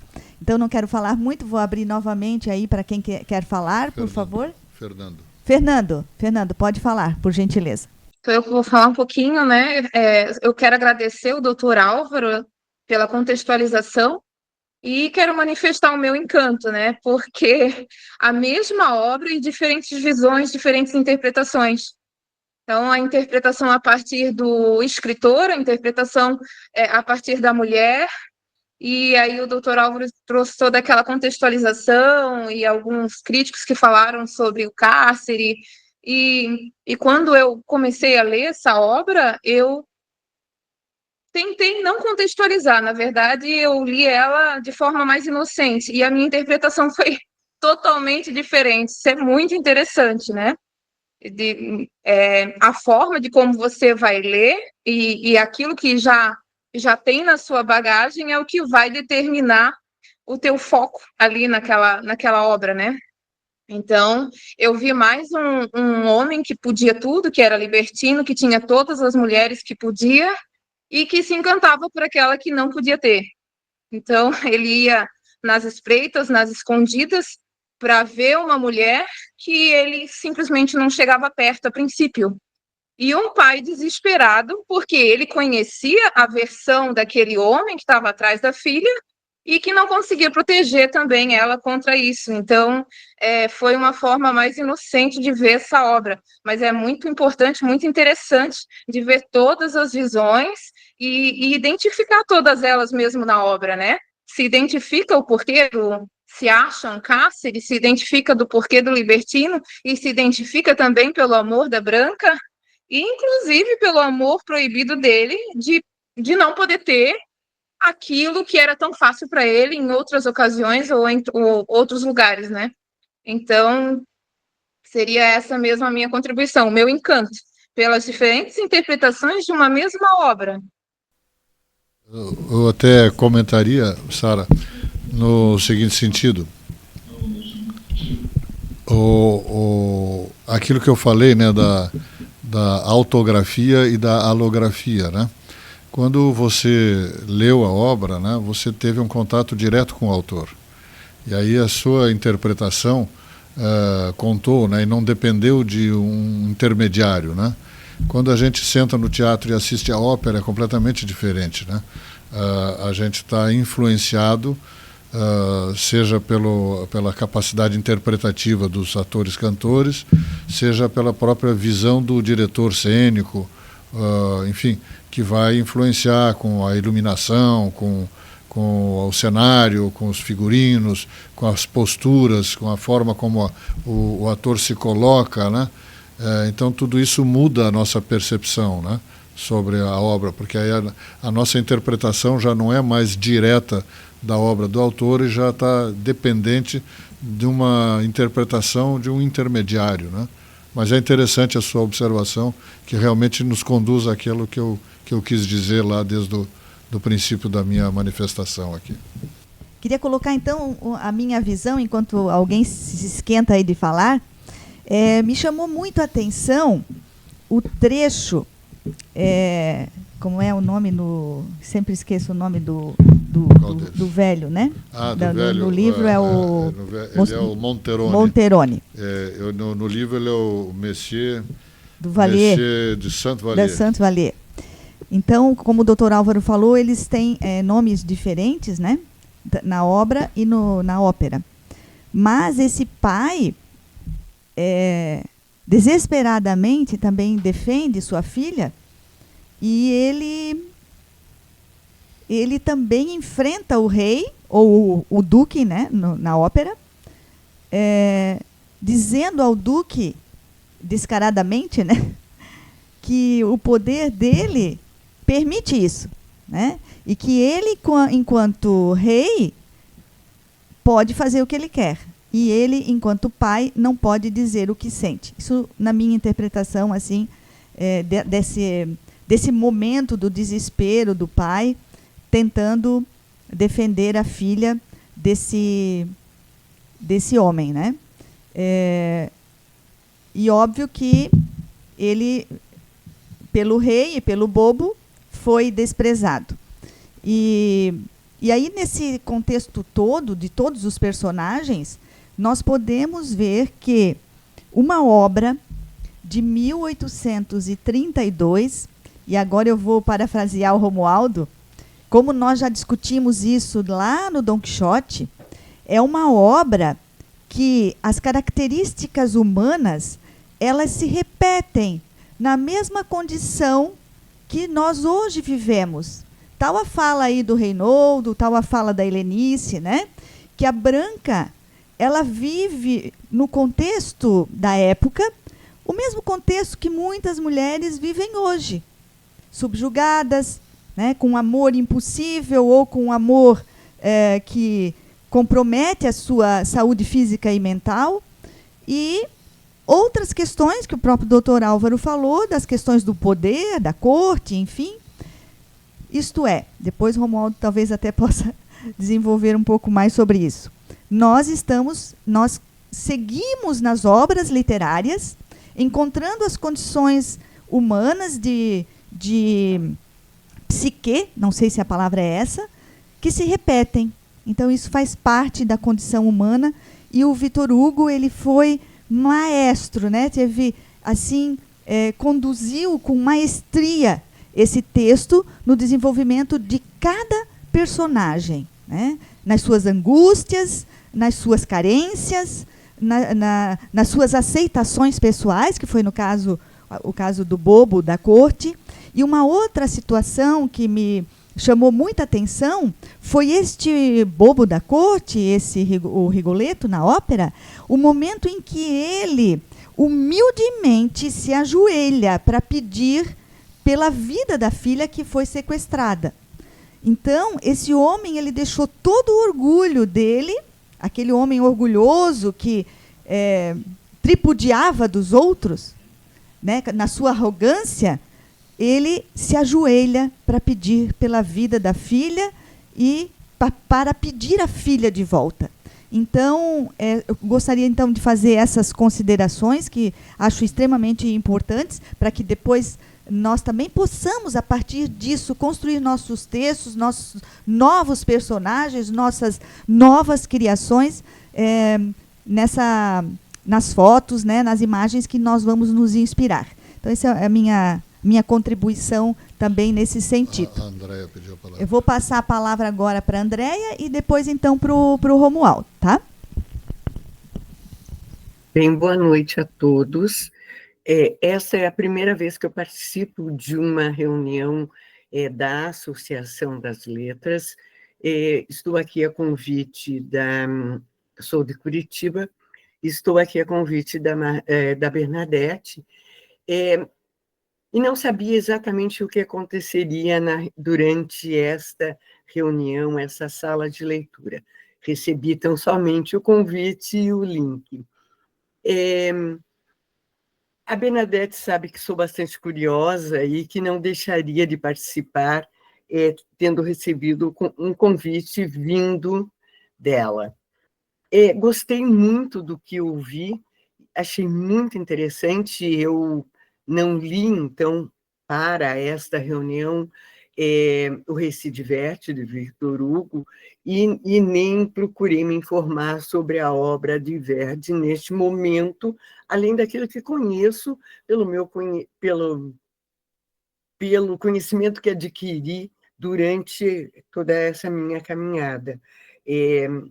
Conheço superficialmente a obra de Victor Hugo, como conheço também a ópera, mas nada muito mais aprofundado.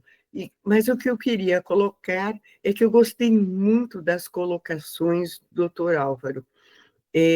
Talvez em função até da própria profissão, também sou advogada, esse aspecto histórico, político, social, eu acho muito importante se colocar a obra dentro desse contexto para escrever sobre ela depois. Então, eu quero agradecer a oportunidade, parabenizar a associação em nome da Bernadette, da Silvana, que, pelo que eu entendi, foi a criadora deste projeto em si, e parabenizar, em especial, o professor Álvaro pelas suas colocações, o doutor Álvaro, que eu achei muito interessante. Então, muito obrigada por este momento, que, para mim, foram momentos muito, muito especiais. É isso, Bernadette. Obrigada, Andréia. Depois eu vou te passar o link, se o doutor Alves certamente vai me permitir, para que você assista a ópera que foi encenada no palco aqui da Harmonia Lira, né? E você, tenho certeza, vai se encantar com o que você vai ver, sabe? É um espetáculo muito bonito. E passo também o livro, porque você vai, de repente, dar uma olhada no livro, nas sequências das falas, porque é exatamente o que a gente vê na ópera, né? Com essas observações que o doutor Álvaro já fez, tá bom? Pode deixar que eu te passo depois, tá? Passo agora, então, a palavra ao Romualdo. Boa noite a todos, que alegria estar com todo mundo aí na sala, né? Está uma maravilha de ver esse povo todo. Bom, então como já foi falado, é uma sequência, né, do nosso projeto Arte Literária, sempre um olhar sobre a arte de algum lugar, e como a Bernadette falou, são as instituições totalmente ligadas à cultura aqui de Joinville, que nós estamos, então, né, buscando essas parcerias para fazer esse trabalho. Eu sei que a gente sempre fica assim com algumas dúvidas, né? Estou falando assim enquanto escritores, né, para todos que estão aqui.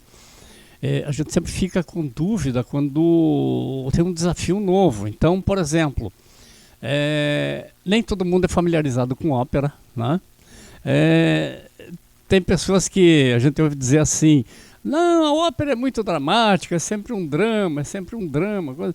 Mas não é a questão do drama, do final. A vida em si, se a gente for analisar, a vida já é um drama em todos os aspectos, né?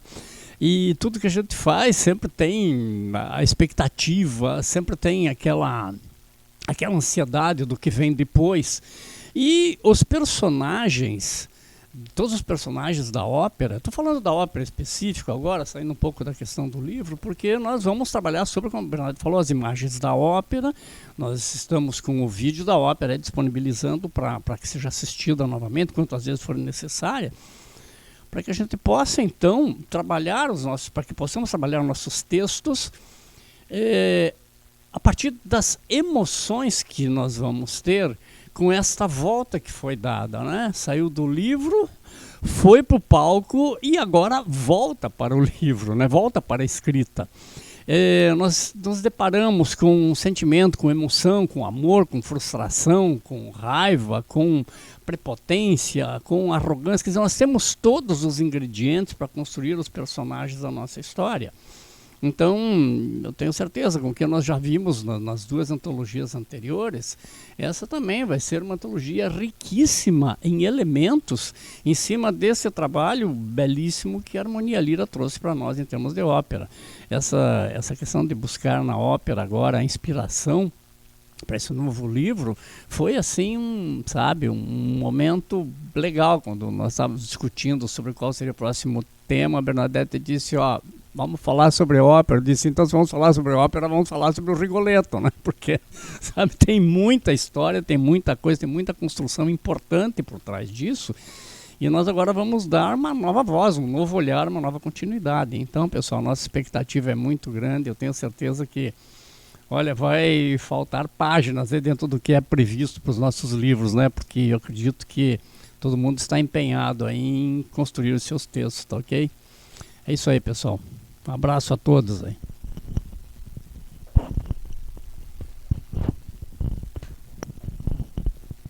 Ainda estamos dentro do nosso horário. Alguém mais gostaria de colocar sua opinião, a sua fala? Quem que levantou a mão agora? Helenice, mais um detalhezinho? São dois momentos na leitura que me prendeu muito, né? O bobo, né? Porque na condição de bobo ele estaria ali com aquela função, né? E nas páginas do texto em que ele se revela, né? Todo o que é ser um bobo, na função bobo, Gente, eu li e relia, entendeu? A natureza e os homens têm me feito, lá na página 62 do nosso livro, né, que eu estou com o livro, ainda não assisti aí, né, a ópera. Então, toda a condição humana sendo assim uma, sabe, aquela menos-valia no pior valor que alguém pode ter e dar e receber.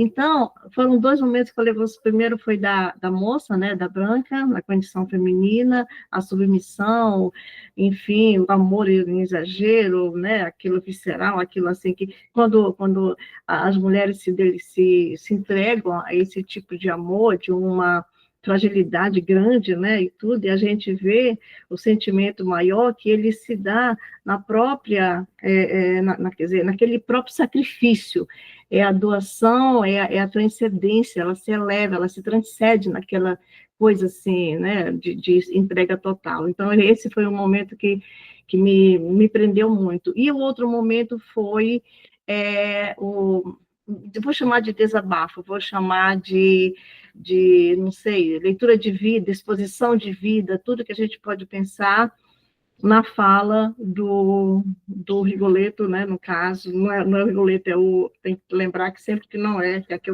nós estamos com a peça, né, o Triboulet. Então, é ele que eu fiquei lendo e relendo várias vezes, aquela condição humana, desumana do próprio, né? Quando ele cita, né, que ele tem a deformação do físico, né, e ele pergunta quem é ele, o que é que faz aquele enorme aleixo que ele tem, ele não tem como mudar, né, não tem jeito. E a condição dele mesmo, ele diz assim, às vezes ele se sente triste só, que ele procura uma sombra. Quer dizer, é o homem na condição própria dele, definhado, sem apoio, sem apelo, sem jeito, aquela condição, aquela função é ali, e a desgraça está para vir. Engraçado que ele diz assim, no final do texto dele, né? Ele diz assim, e se me sucede uma desgraça? Aquilo que ele pensava que poderia salvá-lo é a própria desgraça que o ampara. Então, é esse ponto que me chamou a atenção, e teria elementos para pontuar aqui, né, sempre na fala dele, agora voltando para trazer o nosso querido bobo, né? Eu pensei em muitos bobos, né? A gente vê assim muitos bobos em situações de óperas, em situação de textos, né? E eu já não saberia dizer quem são os bobos das nossas cortes reais que temos por aí, ainda temos muitas cortes por aí, né? Muitos países, né? Com seu estado de governo, né? No monarquia, não sei se teria bobos ainda predominando, e, enfim, o que seria ser um bobo da corte hoje? E trazendo para um mundo mais amplo, né? Será que todos nós não somos um bobo no nosso travesseiro? É isso, gente. Muito obrigada mais uma vez pela permissão, viu, pelo convite. Olha, doutor, a explanação foi linda, anotei algumas coisas aqui, fui buscar outras coisas do Vitor, e é uma noite perfeita, gente. Obrigada de verdade. Só para complementar, então, Helenice, de fato, né, a condição do bobo, a condição limitada do bobo, né, pela sua incapacidade física, econômica, social, né, ela de alguma forma se reflete em todos nós, né? Em algum momento todos nós nos sentimos incapacitados, né, para agir de alguma forma. Temos lá os nossos amores a defender, né? E ao mesmo tempo podemos, por interesse ou necessidade de sobrevivência, às vezes agir de uma forma que não seria aquela com que a gente gostaria de ser, né? Então, o bobo é um personagem que tem as suas contradições, né? Porque ele transita de um mundo ao outro, né? No fundo, ele tem uma alma boa, mas, por sua limitação, acaba se entregando, vamos dizer assim, às exigências do rei, e fazer com que a corte se divirta, ou com que o rei se divirta, e debochando, enfim, escarnecendo de todos os demais. Então, eu acho que não exatamente nesse aspecto, mas no aspecto das limitações, todos nós nos sentimos um pouquinho bobos em algum momento, né? Acho que esse é um personagem fantástico, né? Que a gente dorme, quantas vezes no travesseiro a gente pensa, né? Por que eu não posso fazer isso? Por que eu não pude fazer aquilo?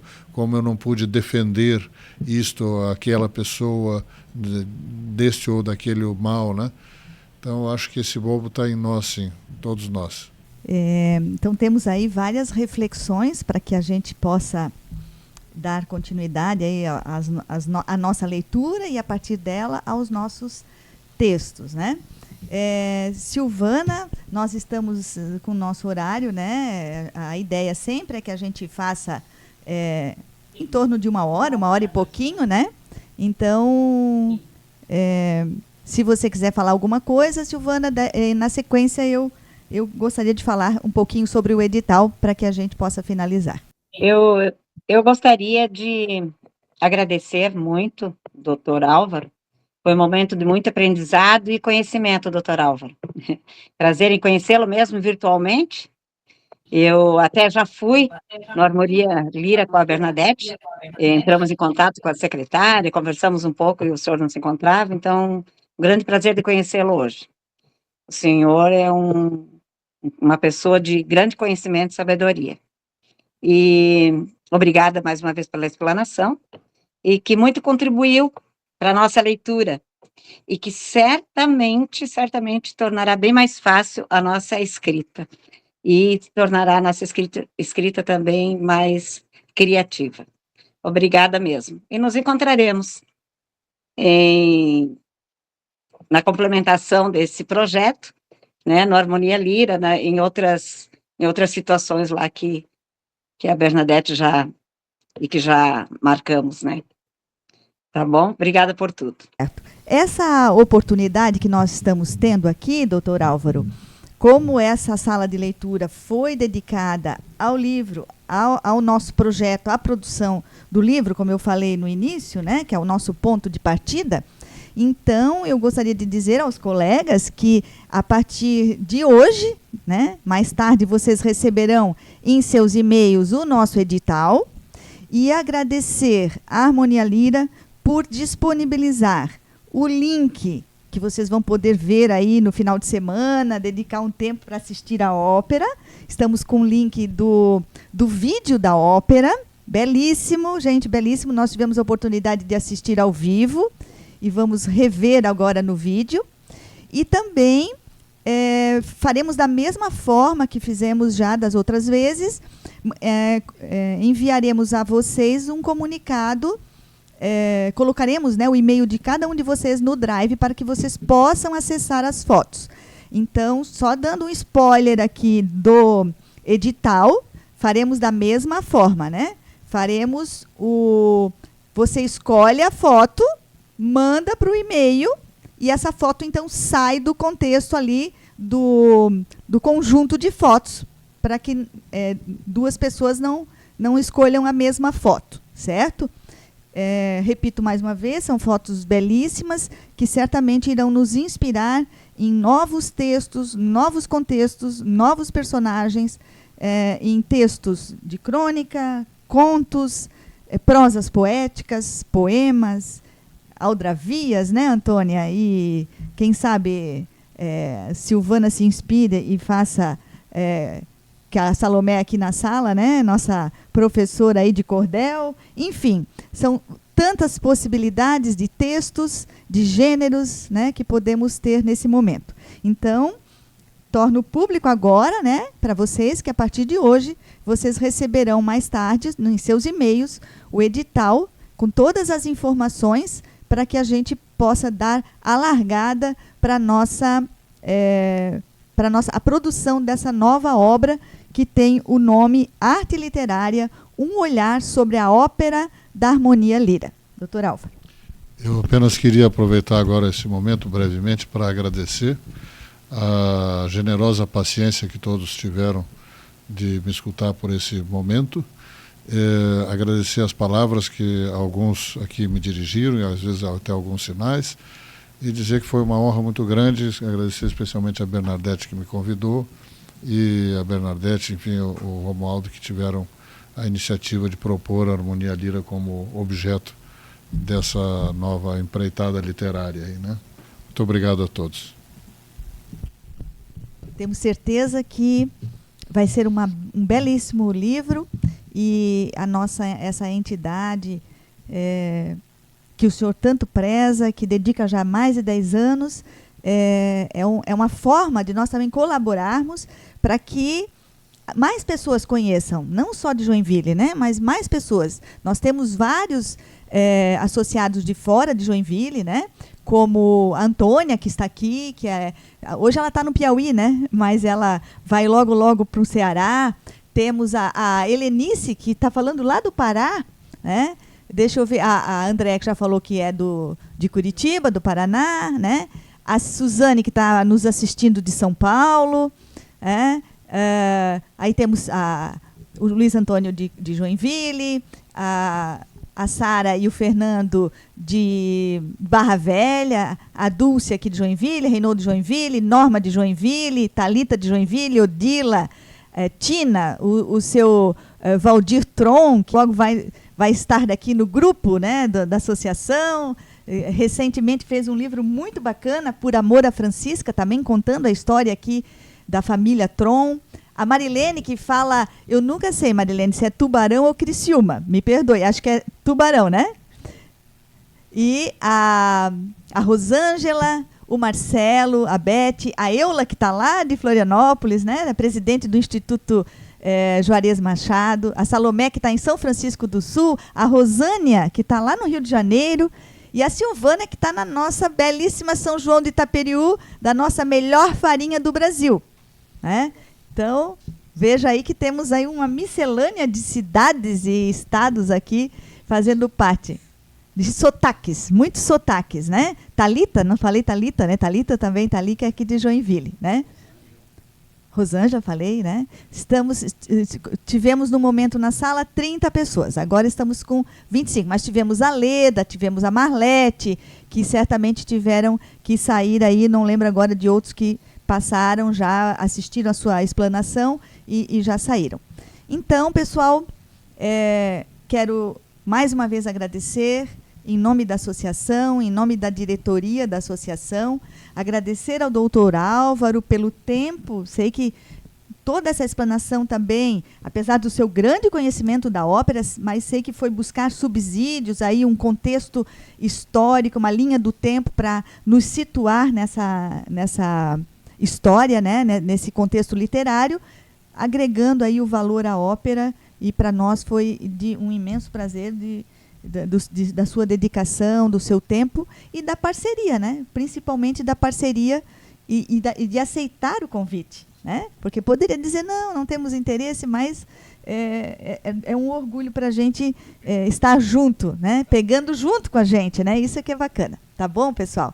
Então, ainda que se alguém quiser falar, mas a gente então vai se despedindo. Eula, quer falar, Eula? Levantou a mão? Pode falar, Eula, por favor. Quero sim, é só agradecer o convite, pedir desculpas, porque estávamos num outro evento cultural aqui em Florianópolis, eu não consegui chegar a tempo, mas muito me interessa conhecer tanta gente diferente, ter noção de que sobre a mesma obra a gente tem inúmeras vivências de emoções que a obra desperta na gente. Eu não tive o livro antes na mão, mas dei uma boa folheada hoje, deu para rememorar aquilo que a gente viu na ópera, né? Que foi muito bacana, e eu acho que o mais importante é essa troca, sabe, Bernadette, Calduro, Romualdo, essa troca que permite com que a gente amplie a nossa visão sobre um autor, uma obra, uma peça, uma obra de arte, e não é diferente, a gente que cuida principalmente de artes plásticas, da emoção da pessoa na frente de uma obra. Cada pessoa traz o seu mundo, e com aquele mundo ela interpreta a obra, e a emoção vem da sua própria interpretação. Então é isso que a gente viu, né? Que cada pessoa trouxe aquilo que pegou, que tocou mais, e trouxe, às vezes, emoções, às vezes detalhes, às vezes é o lado feminino, às vezes é o lado do bobo, é o rei, é a arrogância, mas ao mesmo tempo a paixão. Tudo isso traz um movimento grande dentro da gente, né? Que é bacana. Então, eu fiquei muito feliz pelo convite que a gente recebeu, de participar.